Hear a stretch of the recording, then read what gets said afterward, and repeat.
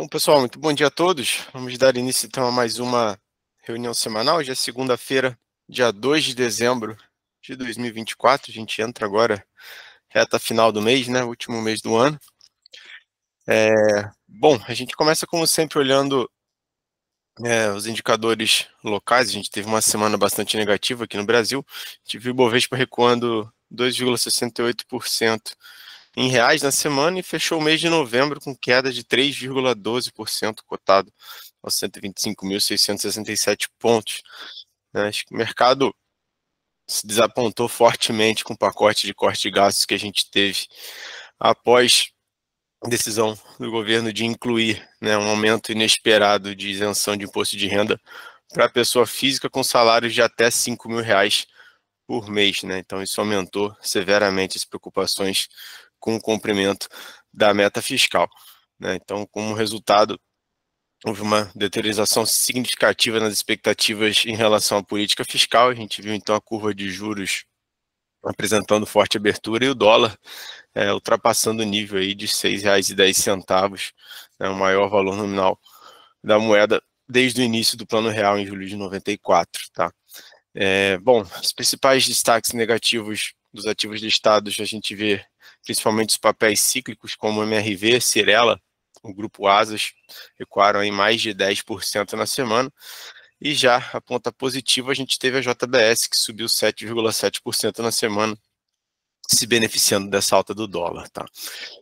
No cenário internacional, a gente viu os mercados americanos continuarem sua tendência de alta com o otimismo causado pela vitória de Trump.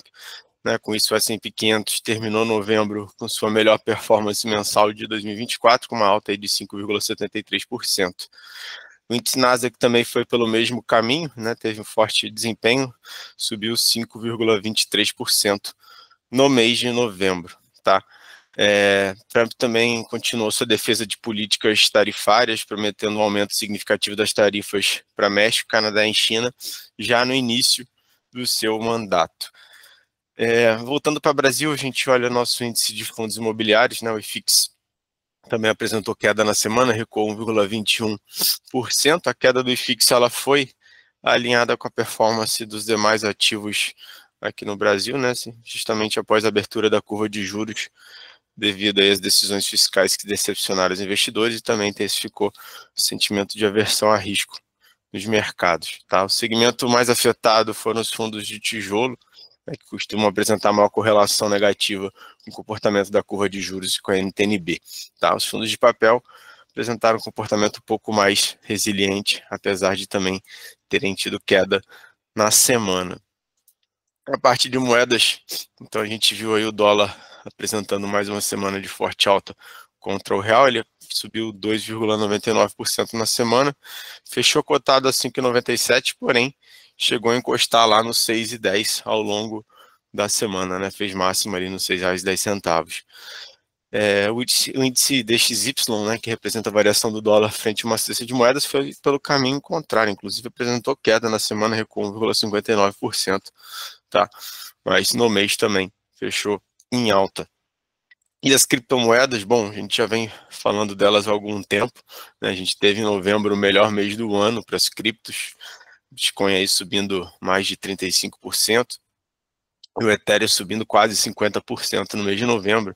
Essa forte performance no mês se deu principalmente após a confirmação da eleição, da vitória do Donald Trump, e também as expectativas de que ele fará um governo que tende a promover mais o uso das criptomoedas. Então, a gente pode esperar para os próximos anos, agora durante o mandato do Trump, muitos incentivos com relação às criptos, e aí o mercado já começa a entrar no possível, a gente pode ter tido agora em novembro um possível início de bull market, tá?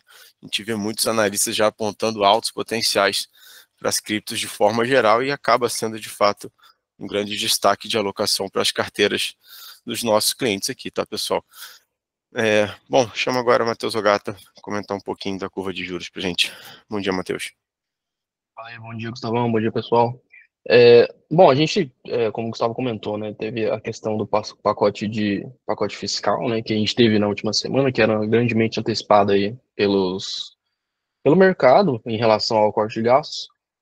Acabou que decepcionou fortemente, né? Afinal, não sei quem teve a oportunidade de ler na íntegra aí o pacote, mas entre outras coisas que foram ditas ali no discurso, no documento ali que foi liberado, eles basicamente, as medidas mais relevantes assim dizem respeito ao imposto de renda, né? E também sobre algumas questões envolvendo a previdência ali de militares. Acabou que faltou um pouco de tecnicidade, né, dentro dessa questão dos cortes, o que acabou desagradando o mercado. Então a gente viu aí na última semana o DI Futuro abrindo de forma muito, muito, muito expressiva, né, uma forma que eu confesso que poucas vezes eu vi assim num cenário de estresse. Então, foi realmente bem preocupante, assim, essa abertura do DI, né? Na quinta-feira mesmo, a gente chegou a bater IPCA mais 7 no Vértice 2035 da NTNB. Essa alta da semana que a gente está mostrando aqui, ela só não foi pior porque na sexta-feira, né, no final da semana ali, teve falas ali do Lírio e do Pacheco, né, falando sobre um tom mais duro em relação a esses cortes, tá?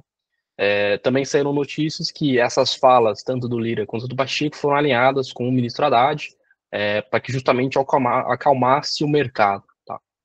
Então, não foi aleatório essas falas, não foi da pura bondade deles, teve sim um alinhamento ali por parte do governo em relação a essas falas, mas acabou agradando o mercado. Então, na sexta-feira mesmo, a gente teve ali uma queda nos DIs, foi tímida, foi pequena a queda que a gente teve nos DI futuros ali na sexta-feira, mas de qualquer maneira a gente teve uma queda ali, acalmando um pouco. E a gente fechou a semana com a NTNB 2035 ali, pagando PCA mais 6,93, né? Então mostra ali que houve uma certa acalma. O mercado acalmou um pouco, mas mesmo assim ainda a gente continua um pouco mais preocupado em relação ao fiscal, que era o pacote que a gente estava guardando e infelizmente ele acabou decepcionando, tá? Da minha parte é só, tá, Gustavo?